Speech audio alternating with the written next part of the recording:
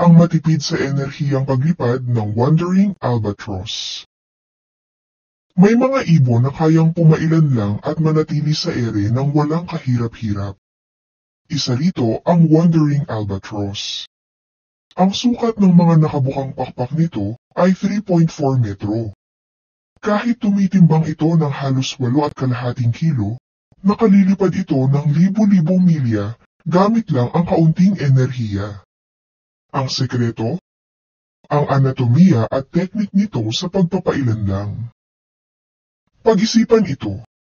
Dahil sa espesyal na mga litid, napananatili ng albatross na nakabuka ang kanyang mga pakpak habang lumilipad, kaya di gaanong napapagod ang mga kalamnan niya.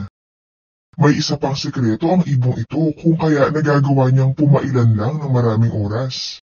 Kabisado niya ang hangin sa dagat.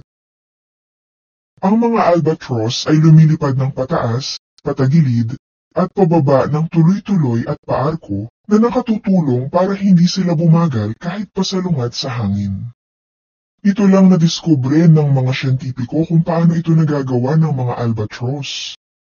Gamit ang mga high-resolution tracking device at special computer software, natuklasan nilang nakakakuha ng kinakailangang enerhiya ang mga albatross kapag nagpapalit ng direksyon mula sa pagsalungat sa hangin tungo sa pag-ayon sa hangin kapag nasa gawing itaas na ang mga ito.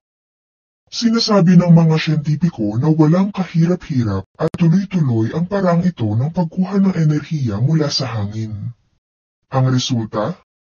Nakakayanan ng ibon na pumailan lang ng maraming oras kahit hindi ipinapagaspas ang mga pakpak nito.